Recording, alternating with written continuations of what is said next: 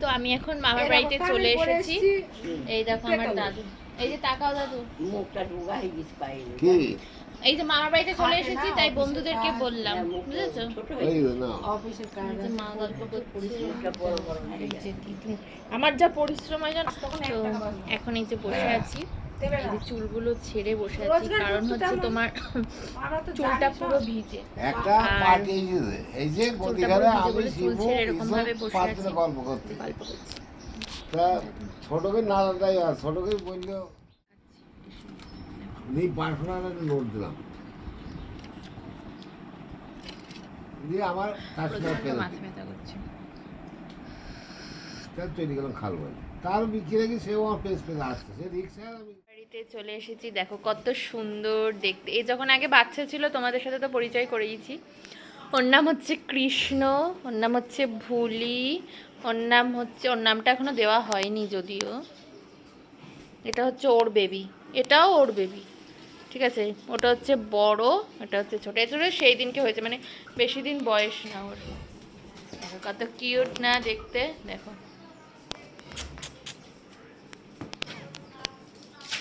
কত মিষ্টি দেখতে। এটা হচ্ছে একদম বেবি, একদম বেবি, কত মিষ্টি। দিদুনের তোমার হচ্ছে আমসত্ত্বর একটা ভিডিও কিন্তু ভাইরাল হয়েছে ইনস্টাগ্রামে, তোমার সেই আমসত্ত্ব দেওয়াটা, ওটা ভাইরাল হয়েছে, মানে অনেক মানুষ দেখেছে আমার ইনস্টাগ্রামে। আমি যারা যারা দেখেছে তারা তারা সবাই তোমার অনেক প্রশংসা করেছে। ওই আমসত্ত্ব দিয়েছিলেন না আগের বার, ওইটার। আর এই দেখো মামি, দিদুন আমাকে প্রচুর ভালোবাসে, প্রচুর আদর করে। আগে কত এসে মানে অনেক দিন থাকতাম, এখন তো একদিনের বেশি থাকতেও পারি না। তো এরকম দিদুনের আদর কে কে খেতে চাও অবশ্যই কমেন্টে বলো। আমার দিদুন কিন্তু সবাইকে এরমই ভালোবাসে, বেশি ভালোবাসে আমার দাদাকে, দাদাকে বেশি ভালোবাসে, খুব ভালোবাসতাম, তাই না? এখন বাসো না? এখন বাসে, এখন অনেক পর হয়ে গেছে। এখন এখন মানে দাদা বেশি আসে না তো ওই জন্য। হ্যাঁ, পর হয়ে গেছে, একটু মায়া কম হয়ে গেছে। মায়া কম হয়ে গেছে। আবার চলে আসছি, আর আলুর দম পেয়ে গেছি। এই যে দিদুন, আমি দিদুনকে কোথাও যেতে দিচ্ছি না, কেননা আমি অনেক অনেক অনেক গল্প করবো দিদুনের সাথে। অনেক গল্প আছে, অনেক গল্প জমা আছে, বুঝেছো তো। লুচি তরকারি খেতে খেতে গল্পটা করে নিই। দেখো বোন লুচিগুলো ভেজেছে, খুব সুন্দর ফুলকো ফুলকো লুচি হয়েছে।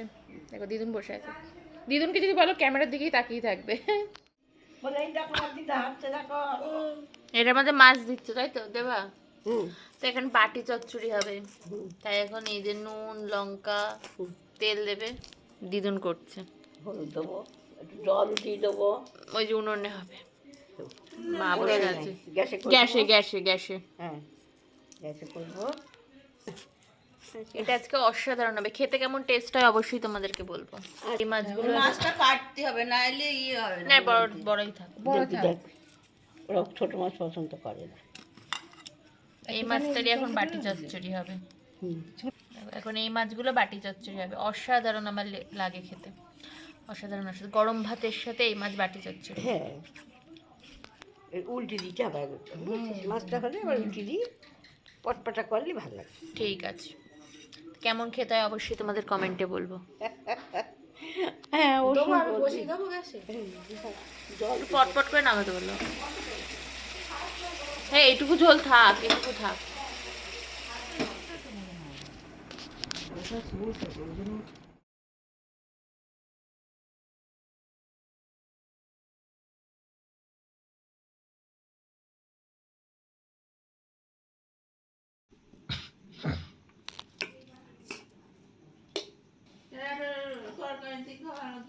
সেই মাছটা, এটা হচ্ছে বাটি চচ্চড়ি।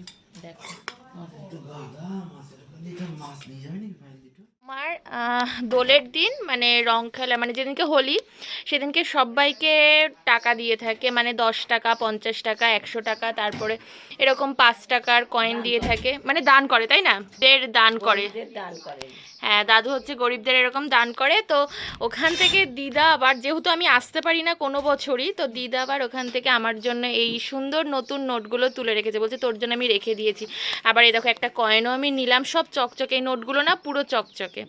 তো সত্যি দিদা দাদু থাকলে আদরটা কিন্তু সমানই থাকে, মানে নাতি নাতনিদের জন্য কিন্তু আদর কমে না, তাই না দিদুন? এটা দাদাকেও একটা দেবো এখান থেকে, একটা দুটো, হ্যাঁ দাদুর হাতের। আমরা ওখানে কিনতে পাই। কত বড় পেয়ারা দেখো, এর আগে দেখেছো এরকম বড় পেয়ারা? হ্যাঁ, মার এখানে একটা গাছ ছিল, এই বড় বড় পেয়ারা হতো। তো অনেক বড় পেয়ারা, এটা কত কিলো ওয়েট হবে? 500? 500 মতন হবে, 500-400 হবে। অমরও তাই বললো 60-70 বসুন